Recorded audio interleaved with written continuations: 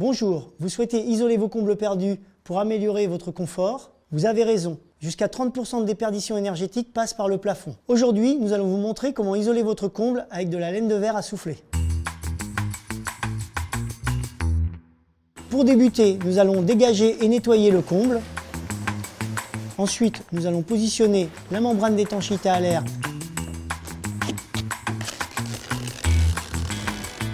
Puis la mise en œuvre de la laine de verre.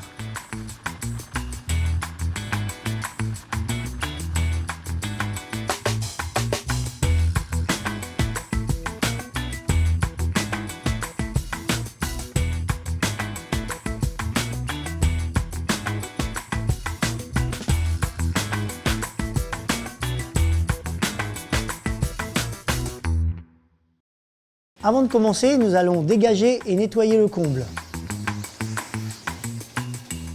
Pour une bonne adhérence du mastic lors de la pose de la membrane d'étanchéité à l'air, veuillez faire un bon nettoyage du support mur à l'aide d'une brosse métallique. Nous allons réaliser le pourtour d'une trappe d'accès au comble. À l'aide des contours de trappe prévus à cet effet, nous allons pouvoir faire le contour de la trappe pour pouvoir arrêter l'isolation. À présent, nous allons positionner la membrane d'étanchéité à l'air Stop Vap. Pour ce faire, nous allons prendre la longueur du comble plus 10 cm de chaque côté.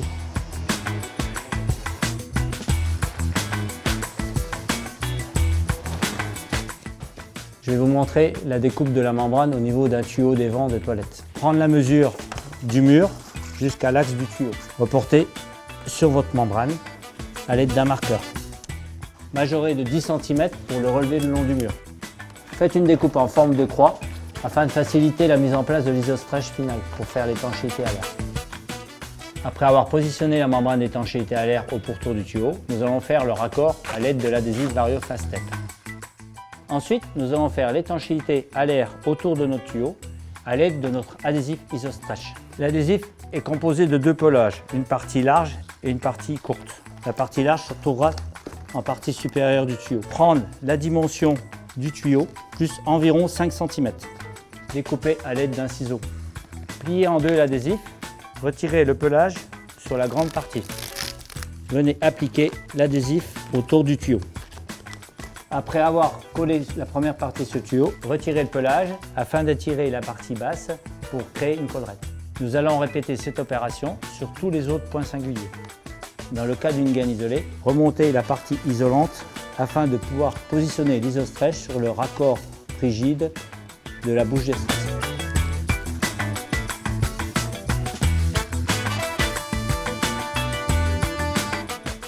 Maintenant, nous allons positionner le deuxième lait.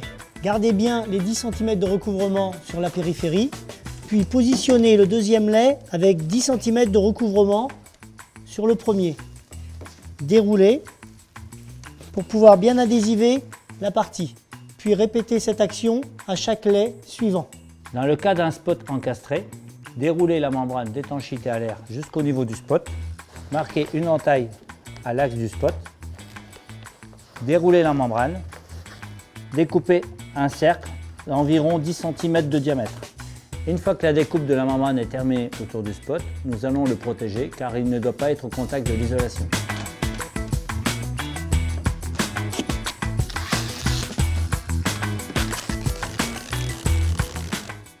Après avoir terminé la mise en place de la membrane sur toute la surface du plancher, nous allons positionner la protection du spot. Pour coller la protection, nous allons utiliser du mastic Vario Double Fit. Petite astuce, nous allons créer une canule à l'aide du ciseau avec deux découpes à 45 degrés. Positionnez le mastic dans la gorge prévue à cet effet. Retournez le cache et le positionnez sur le spot.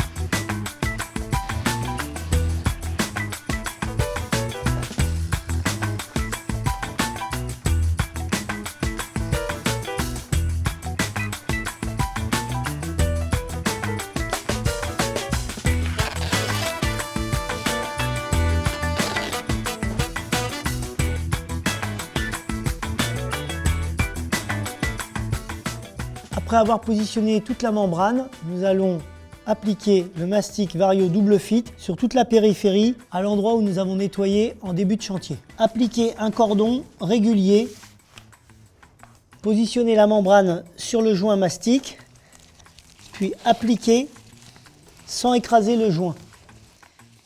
L'avantage du mastic Vario Double Fit, c'est qu'il ne durcit pas et reste souple et résiste à des températures extrêmes. N'oubliez pas, à l'endroit du chevauchement des laits de membrane, d'appliquer un cordon de mastic pour faire l'étanchéité à l'air.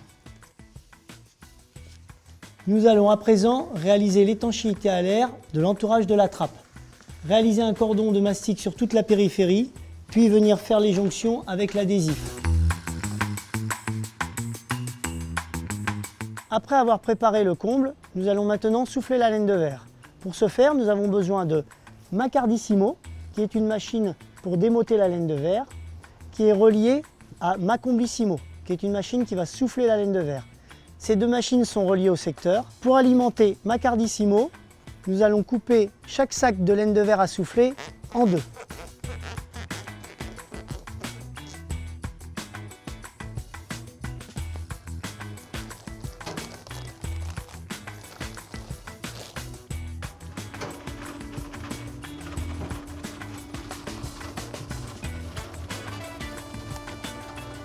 Après avoir fini la préparation du comble, nous allons maintenant souffler la laine de verre Comblissimo. Pour ce faire, nous allons nous repérer à l'étiquette qui va vous donner la résistance thermique, l'épaisseur et le nombre de sacs que vous devrez souffler. Cette laine de verre est incombustible et ne se tasse pas. Pour contrôler l'épaisseur, nous nous servirons des piges prévues à cet effet. Dans le cas présent, nous soufflerons un air de 7, 33 cm, qui équivaut à environ 22 sacs pour 100 m².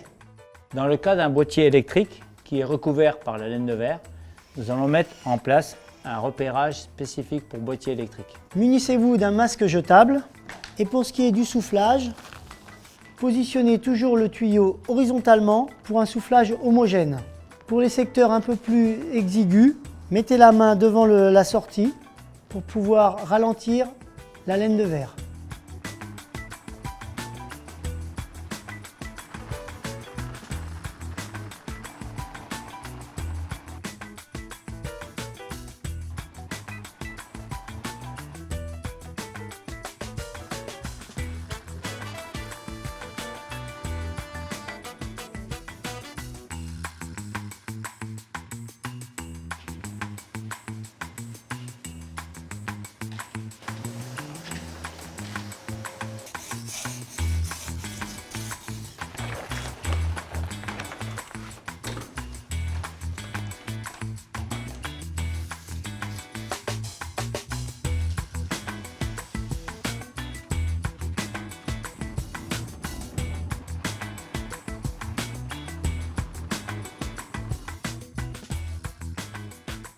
Pour en savoir plus sur la pose et sur nos produits, cliquez sur les liens dans la barre d'infos.